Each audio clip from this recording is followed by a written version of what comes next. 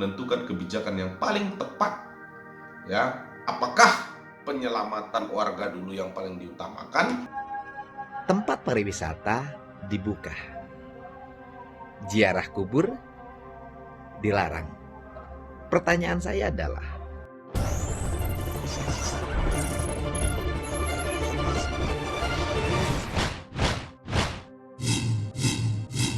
selamat datang kembali di channel Satrio Bushido Library. Selamat beraktivitas kembali setelah kita libur panjang bertepatan dengan Idul Fitri tahun 2021, yaitu 1442 Hijriah. Pandemi yang belum ada tanda-tanda berakhir dari Republik ini telah membuat kita semua gamang dan telah membuat termasuk pemerintah juga mengalami kegamangan dalam mengambil kebijakan. Bagaimana kebijakan pengendalian COVID-19 ini efektif? Salah satu yang sudah lewat atau yang bisa kita katakan sudah berlalu adalah larangan mudik, meskipun banyak problem-problem yang muncul. Seberapa efektif kebijakan ini? Ya, kita tidak tahu. Nanti akan kita lihat bagaimana arus balik dan peningkatan penyebaran COVID itu sendiri. Nah, kita berharap memang tidak terjadi peningkatan, kita berharap aman-aman saja. Dalam video ini saya mau membahas beberapa hal yang menurut saya itu penting untuk kita jadikan sebagai refleksi ya. Ternyata kebijakan-kebijakan yang telah diterapkan beberapa hari ini telah menimbulkan banyak masalah-masalah di tengah-tengah masyarakat. Saya tahu Pak, 6 tahun saya nggak kumpul sama anak-anak Pak, bayangin saya di Taiwan. Karliana, 41 tahun, seorang pemudik yang berasal dari Bogor menuju Pemalang, menolak memutar balik di pos penyekatan Tanjung Pura Karawang pada Selasa 11 Mei 2021 dini hari.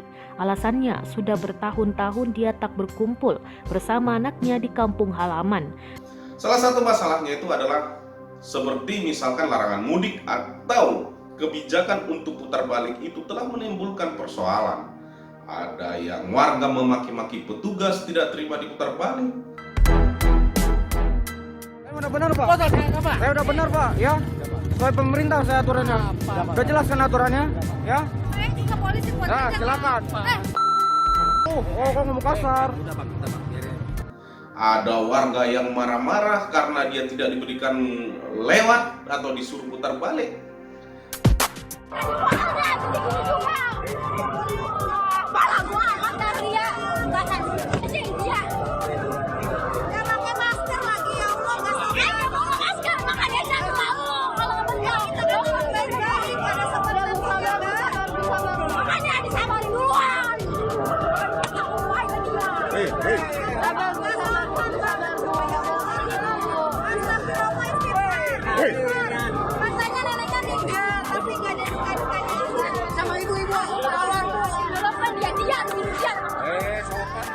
Wanita, laki-laki. Adu mulut ini terjadi di jalur masuk tol Jagorawi dari arah Gadok menuju tol Ciawi. Pengendara ini mengaku sebagai staf Ketua Umum PSSI dan melawan saat dihadang petugas lantaran mengambil lajur lawan arah. Adu mulut itu berlangsung sekitar 15 menit dan membuat ruas akses tol Jagorawi macet panjang. Karena ini berkaitan dengan pemikiran Kang Deddy Mulyadi, ya, saya mau mengaitkan antara kebijakan wisata dan larangan ziarah kubur. Nah, dalam salah satu video yang diunggah oleh Kang Deddy Mulyadi di akun Instagramnya, nanti sama-sama akan kita tonton, bahwa larangan ziarah kubur dan pembukaan wisata walaupun dalam lingkup itu sendiri ternyata ada dua pemahaman yang berbeda ya. Kalau Kang Deddy Mulyadi menyatakan bahwa ya kalau misalkan wisata dalam tingkat lokal dibuka tidak ada bedanya atau seharusnya tidak masalah, ziarah kubur ya di masyarakat sekitar juga atau masyarakat lokal sekitar itu juga tidak ada masalah. Bahkan Kang Deddy Mulyadi memberikan semacam saran biar sama-sama memiliki nilai untuk sama-sama dibuka, yaitu wisata dan ziarah kuburnya ditambah aja menjadi wisata ziarah kubur. Dan ternyata pandemi telah membuat kita semua menjadi orang tidak sabar dalam pengertian seperti ini misalkan. Ketika wisata dibuka langsung membludak, ya, seperti Ancol, Ragunan, langsung membludak. Wah, bagaimana kita menjamin bahwasanya tidak akan terjadi klaster baru di tempat ini untuk penyebaran COVID-19? Untung pemerintah ya dengan buru-buru menarik kebijakan untuk menutup kembali wisata itu, tempat wisata. Nah, kemudian TPU ditutup, warga juga tidak terima. Akhirnya terjadi kericuhan seperti yang terjadi di TPU Tegal Alur Jakarta Barat ini misalnya. Islam kita kemana? Islam kita, Pak? Meski TPU ditutup sejak pemerintah Provinsi DKI Jakarta memberlakukan larangan berziarah, Jumat pagi warga tetap berdatangan. Bahkan kericuhan sempat terjadi di TPU Tegal Alur, Jakarta Barat ketika warga memaksa masuk areal permakaman yang ditutup. Bukan saja kebijakan itu yang membuat kita makin kacau atau makin tidak menentu, tetapi mentalitas kita juga untuk menghadapi situasi ini sekarang sudah mulai terganggu. Terganggu dalam arti karena mungkin sudah cukup lama pandemi ini kita hadapi.